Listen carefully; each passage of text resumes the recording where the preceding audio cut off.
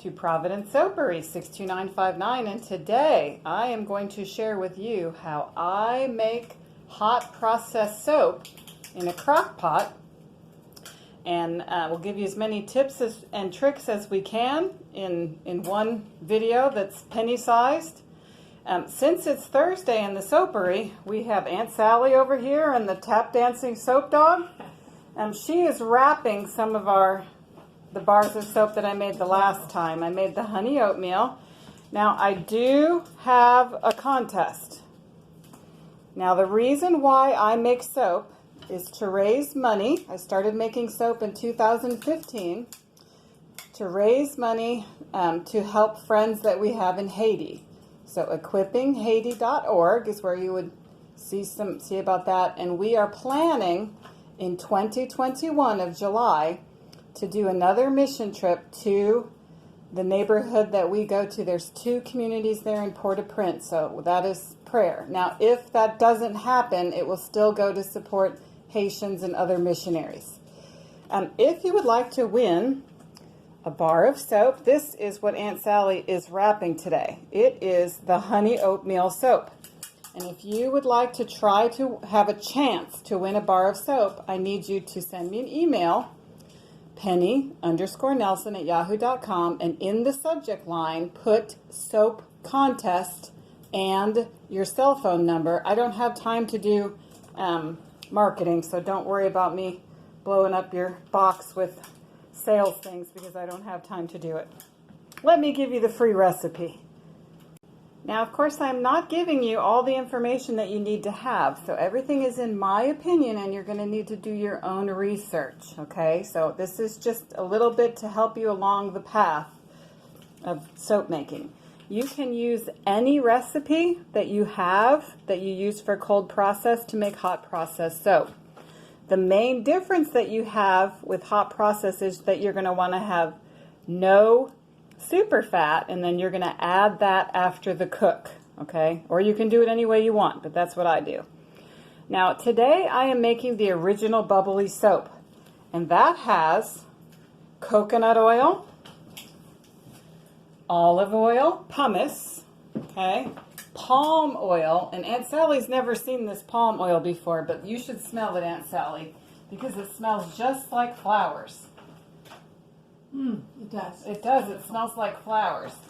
Now, palm oil is pretty expensive and hard to come by, but for this bar, the original bubbly, we use the Holy Trinity of oils, which are the things that I just mentioned.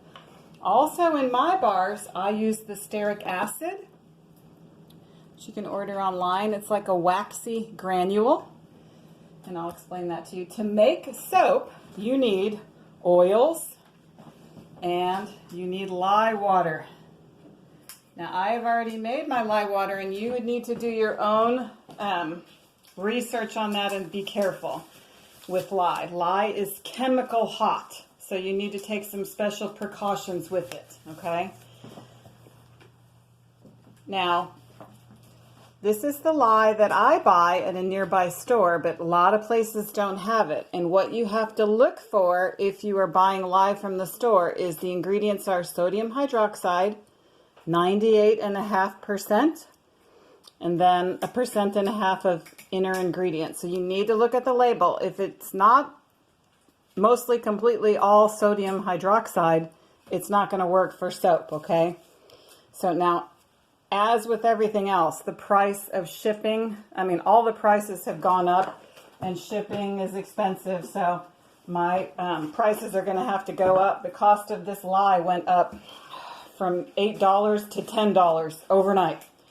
Now, when you mix your lye, you need to mix it with distilled water. That is the recommendation I got, and that's what I do. Now, for all of my other bars, let me tell you what I do. Instead of the palm oil, I use manteca, okay? And instead of the olive oil pumice, I use soybean oil, okay? Now, how you can tell if it's soybean oil is you look at the side of the container and you see the ingredients. And here on it says ingredients soybean oil. Some of them are blends, so you wouldn't want to blend because then you'd need a different recipe.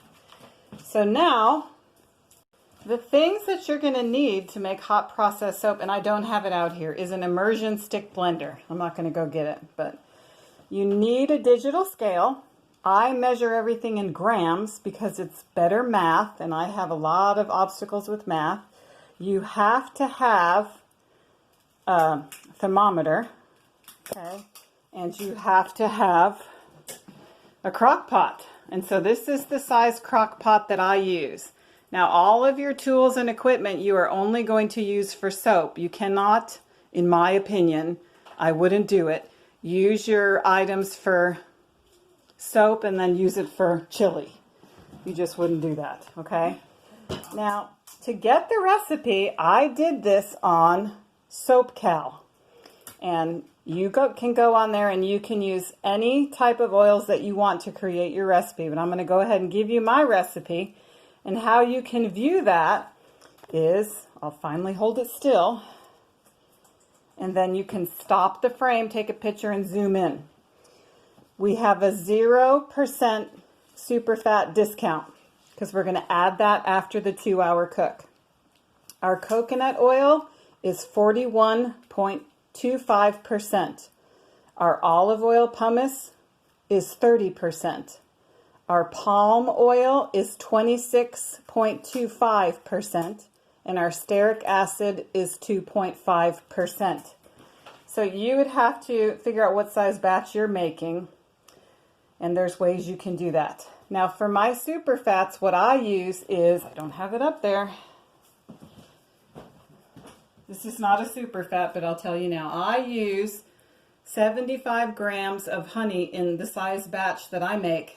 And I add it with my essential oil so that it doesn't turn it really brown. Okay, for my super fats, what I do,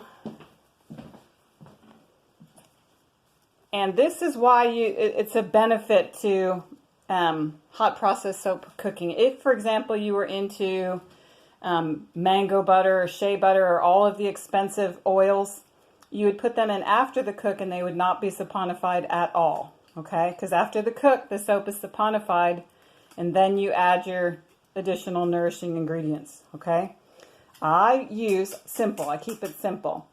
Coconut oil, 70 grams, virgin olive oil. And for that, you use the first pressed, cold pressed, organic, most expensive olive oil for that, which I have over there. And you're going to use 29 grams of glycerin or whatever you choose to do. When the soap cools down, after you cook it for 2 hours, you add your super fats and you let it cook another 30 minutes. Then you cool it down to 160 degrees. At that point, you can add your essential oil, and to my batch, I add 4 tablespoons of sweet orange essential oil and the 75 grams of honey. Okay, so I think we've got everything here. Let me do a little sales, and then I'll show you mixing, because what I did is I made my lye water in advance. So I have that here, and it's all ready. I always recommend that you really stir your lye water. I've had a problem with that before. But let me show you some of the soap that I have, and you can comment to order or email me at the same place to get the soap. And then we'll do a little bit of soap, because Thursdays we try to do soap. It's been busy, hasn't it, Aunt Sally? Yes, sir. We're almost out of a lot of soaps. We are out of a lot of soaps. And the original bubbly is my husband's favorite. So right here I have my traveling soap box.